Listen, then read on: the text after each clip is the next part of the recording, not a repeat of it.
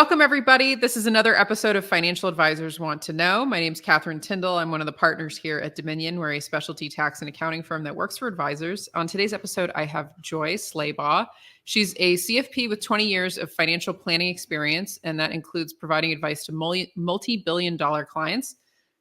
She's also a licensed therapist, and Joy helps CFPs transform their wealth mindset and trains them advanced relationship skills to be able to do the same for their clients. So welcome to the show, Joy. Thanks for joining me today. Thanks for having me. Excited to be with you and your audience, Catherine. Yeah. So I actually saw a little video that you posted earlier today, and it really resonated with me about why do clients sometimes sabotage their finances and how can advisors address this? So it's something that I constantly see on the tax side, but I know for a lot of CFPs that we work with, this is a constant struggle of you put plans in place, but then there's psychological barriers that derail the plans. So what's your advice for advisors who are running into these issues of the clients kind of saying one thing and then doing the other and kind of trashing the work that you do? Yeah, I think what I recommend to advisors is recognize that your clients have multiple parts of them that feel different ways, and that's actually normal. So when you're talking with them and they say, "Yes, I'm going to do this," then there is a part of them that really believes that and really feels that way, and there's a part of them that feels quite the opposite. And to recognize that and listen for it and look for it. And when and then when clients sabotage, it's like the part of them that doesn't want to do this will actually come up and be louder. Mm. So what we can do as advisors, as CPAs, is recognize that the first thing your client tells you is only part of the story. There is more to the story. So it's how do you create the space for those alternate points of view that your client probably has and welcome them in. Because once you get them to start talking about it, it's a whole lot easier than when it's this unspoken thing. Yeah, that is a really great point. And I've noticed that myself in practice too, of just you can sense the hesitation or you can sense that they say yes, but there's not a full yes there. That's great. And so I guess like the next piece is similar to that is that situation of when somebody is giving you a yes, but it's not really a yes, or they say they're going to do something and then they don't follow through. What Yeah. are your tips for advisors in trying to prevent this kind of behavior from happening or spotting it in the first place? Yeah. So I really encourage people to build time into your meetings to check with any hesitancies, right? Sometimes you're right. They're going to give you that, yeah, we're going to do it. Sometimes it's a full throated yes and they still never follow through. So build a time in that they say yes. It's like, okay, great. Happy to hear that. Any concerns you have about it, any reason you're feeling that way right now, any reasons that you might not want to actually go forward with this in the future. Like get that out in the open, but build the time in so that they can share it and you can welcome it. And, you know, people often feel shame around money. And when they're coming to a professional who has all this experience, they're expecting to be judged and shamed, not consciously, but there's a certain level they expect to be judged and shamed. And so they want to, like they want to follow your advice and they want to be seen as smart with money. So they want to agree with you. And so we have to be really deliberate and intentional about creating this psychological safety where we can hear the part of them that actually doesn't want to do that. Like, yeah, logically they get the Roth conversion makes a ton of sense.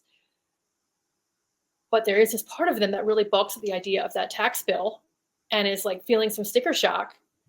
So how do you create a space and like, we talked about this makes sense. Any part of you that feels differently. And then maybe they're going to start with something soft. Welcome it in. Don't try to logic it away. Like welcome it in. Let them hear that. Pull more for it. And that's where you can go deeper and hear and actually find out these what these obstacles are and be with them in that. And then it's, again, we don't want to logic away because that just pushes this stuff under the surface where then it'll pop out sideways with they're ignoring your calls. They maybe even go to a different advisor. We want to welcome this in, that it's here and present and we're talking about it and we're dialoguing. And it can also mean that maybe we adjust our timelines for when we expect something to be done. That if you're going to build in time in your meetings to hear obstacles, build in time in your timeline as well, that maybe there is some back and forth, and that's not failure. That's part of the process. And we're here to meet them where they are. Welcome in the parts of them that want to do this, parts of them that don't want to do this, and everything in between. And that we can hold that space for them as they process through that and eventually get to the outcomes they need. Yeah, that's great. And I think another side question that comes up for me of something that I experience in my practice that goes along with this is like, can you describe that process? Because you've got kind of two buckets of people, right? Where you've got people who are clients who are not following, where they have the trust, but there's some kind of block, versus people who aren't yet clients. And maybe like I've experienced that this myself recently with somebody where it was a mental piece that was holding them back from executing on a plan. Mm-hmm. And they just needed time. And I knew early on in the conversations, and I told them, I said, I can sense that you need time to digest this. Mm-hmm. And we don't have to get this done for 3 months.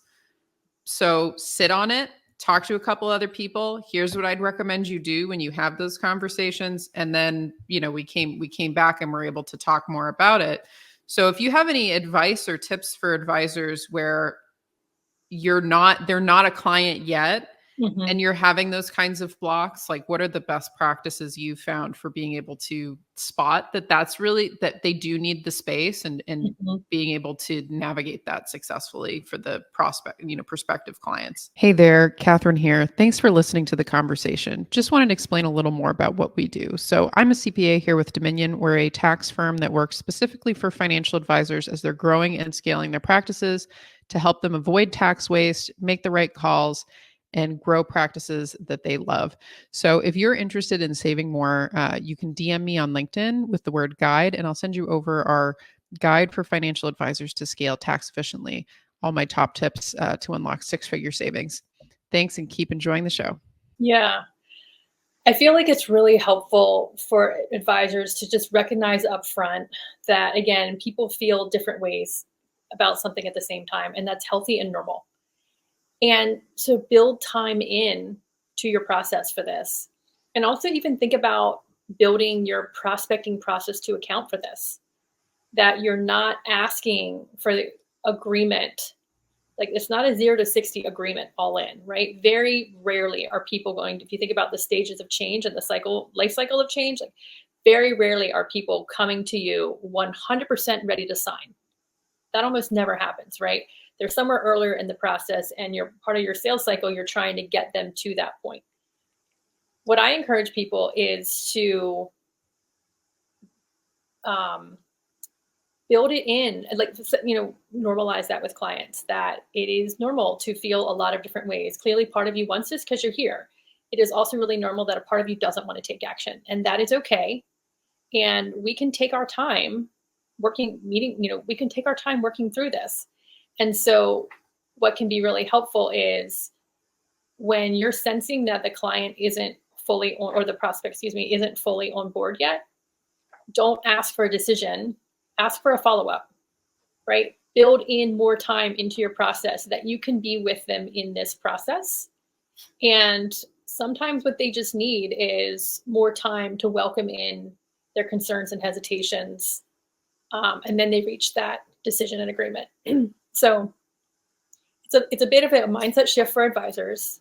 It's also a bit of changing the talk track for advisors about like normalizing this with clients. And then it's also a bit of a process change as well, of adjusting your process to account for being with people in moving through that cycle of change. We're not asking them to go off, move through the cycle of change alone, and then come back to us. We can be with them in that. Yeah, that's great. And something that I like that I've heard people have a lot of success with is just like you were saying, like, don't go 0 to 60.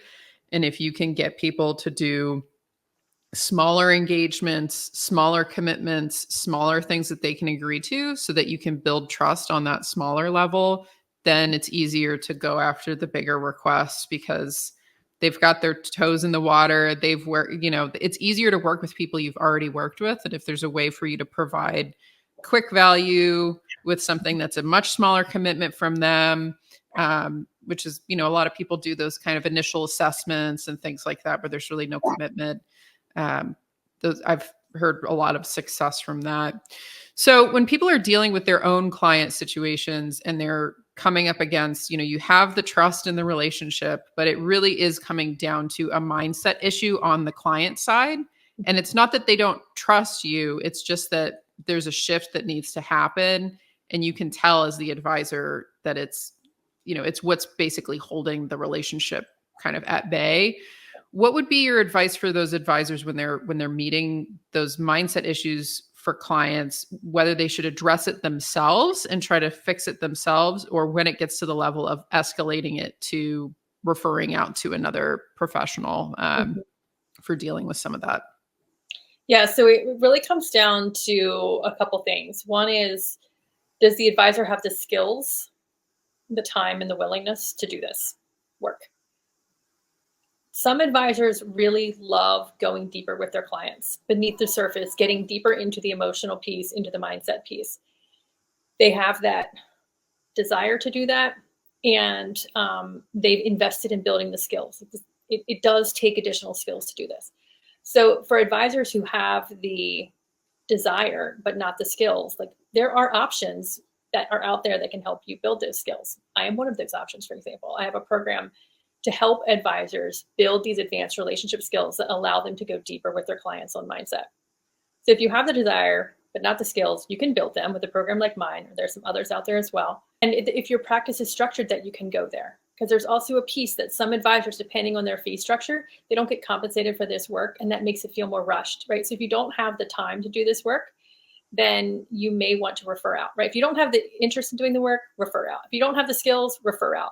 If you don't have the capacity, refer out. The other thing I would say is, if you do have the time, you do have the skills, you do have the capacity, when you're encountering clients, though, when you are feeling a strong reaction inside of you working with this client, you want to refer out. Refer out, or get some additional support from you to help deal with what's happening inside of you as you encounter that client. Or if you don't have the ability to do that, then refer out. But so it really comes down to, how do advisors want to practice, how they want to show up with their clients, and where do they want to invest their education and building their skills deeper.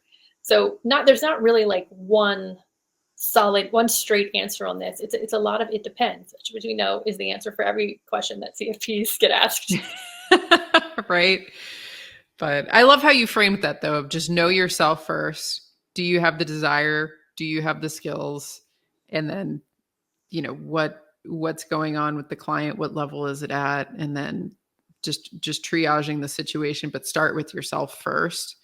I think that's great advice, because I know for a lot of advisors, especially if they're more analytically minded, these things can be really challenging. And I think for a lot of them, instead of you trying to retool your strength, which is just being very, impartial and analytical, to try to retool that is not going to be as much of a benefit as if you can have these needs met maybe by somebody else on your team who's more empathetic, or just more able to make these like deeper human to human connections, and you stay in your lane on the analytical side. That's probably going to serve you better. But it just depends, right? It depends on what you want to do. Because I have the same thing for myself, where like I'm a very analytical and kind of impartial person, but I have a deep interest in improving this. And so even if it might not be the best ROI for me as a entrepreneur running a business, I just want to develop the skill, period. So it just depends. But I like how you framed that there. So as we're getting ready to kind of wrap up, for advisors who are running into these issues with clients, I'd love to hear a little more about what you're doing, what you have for advice for resources for them, or ways that they can get connected with you to learn more about the kind of work that you're doing with training in these skills. Yeah. So I'll also suggest that if you are an analytical person and you don't want to do this work with the clients, build out some people you can refer to. A financial therapist, for example. I also provide financial therapy. So this really is for advisors. If you don't want to do the work, you want to refer out. Okay, and there are other people like me that you can refer your clients to. We can meet with them for a period of time, help them resolve these things, and then they come back to you and they're easier to work with, frankly. There's also an option, though, if you want to build these skills. I also have a program to help advisors develop these advanced skills in a safe environment So they're not testing and learning on their multi-million-dollar clients and making mistakes that could potentially jeopardize a lucrative relationship. And that you can build these skills yourself. So it really does come down to how do you want to operate and how do you want to show up with your clients. And there are options for you in both sides of that, whether you want to do it yourself or whether you want to have someone else partner with someone that they handle that for you. Joyinliving.life is my website, and you can set up a brief conversation where we can talk about your client situation. I can share with you if I feel like I'm a good fit, or if not, where would I suggest, where can I recommend that you go? And if you'd like to build these skills, I have a website, financialconflictresolutioncenter.com, where that lays out this program and what the process is like for you to build these skills. So really is like, depending on where you are, how you want to operate, you've got a lot of options available to you. And I'm happy to meet and support advisors where they are in that journey. Yeah, that's great. Well, thank you so much, Joy, for joining me on the show today. I really appreciate your insights here and the work that you're doing for CFPs. Thanks, Catherine.